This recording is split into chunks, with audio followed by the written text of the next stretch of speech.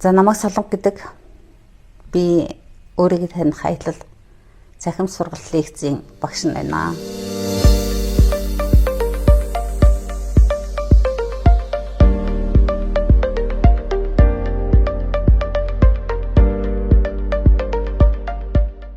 За тэгээ би энэ цахим сургалтынхаа учир шалтгаан одоо юугаараа бусдаас дагуу талаар жоохон хэлж өгөх гэж өнөөдөр энд сууж байна. За тэрний ямар учиртай юм гэхээр өнөөдөр хүн болго ярьж байдаг.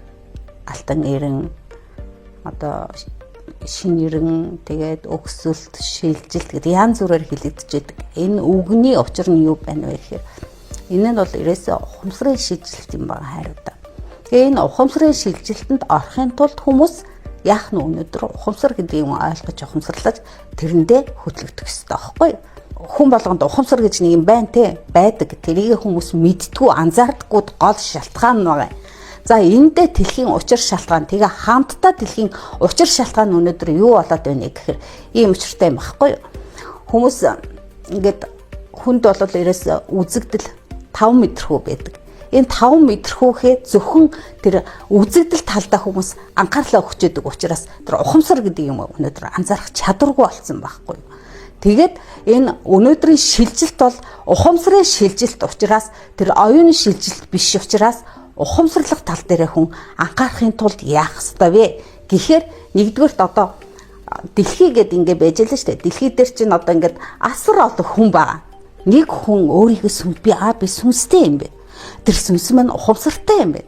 Тэр ухамсараар би ер нь бүхнийгээ бүтээж энэ дэлхий дээр амьдраад байгаа юм биш үү гэдгээ ойлгосон тэр цагт нэг хүн тэгс ойлгож ухаар сэрхэд мэдээлэл өгөх чадвартай болдог. Үннээр нь жинхэнэ үннээр нь мэдээлэл өгөх чадвартай болдог. За тэр чадвар бол маш нарийн төвшөнд ухамсар бол тэгж ойлгоод ирээсээ яг анхны шатанд авдаж байгаа болохоос биш бүрэн сэрцэг гэсэн үг биш аахгүй. Тэгэхээр тэр дараагийн тэр хүмүүст мэдээлэл өгөх хүртэл өгч чадах тийм чадвартай болох хүртлээ хүн ухамсартаа өсөж дэлгэх ёстой.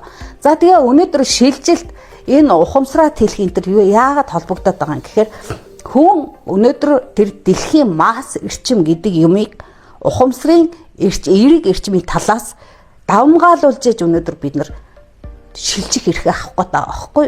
Түүнээс тэр байгалийн үзэгдэл биш юм байгаа хариудаа.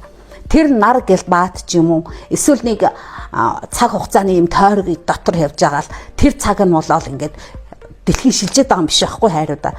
Өнөөдөр дэлхий яагаад шилжих гээд байгаа юм гэхээр сансрын ахын дүүсийнхээ тусламжтайгаар өнөөдөр ухамсарын төвшөнд дээшлэх гээд өөрөөр хэлбэл хэмжээс дээшлэх гээд ингээд бэлтгэгдээд явж байгаа ийм дэлхийн хувьд бол тийм байгаа. Гэтэл дэлхий дээр оршин суугаа нөгөө амьтад ургамал бусад ижил төст амьтнаас шүү. Энэ ургамал энэ байгаль дээр оршин байгаа бүхэн чинь биднээс тусдаа зүйл юм биш юм байна. Бид нартай нэгэн бүхэлдгийг үүсгдэг байхгүй. Энэ нэгэн бүхэлгээс ялгаатай нөгөө нэг оюунлаг хүн нь өнөөдөр тэднээс хоцорчод байгаа байхгүй юу? Юугаар хоцорсон? Ухамсараараа хоцроод.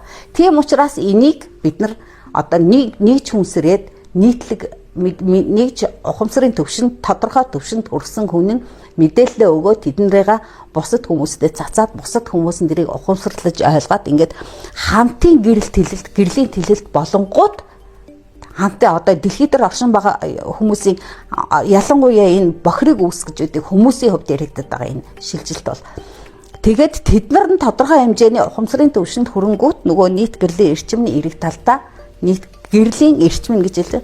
Эрчмийн гэрлэн гэсэн үг.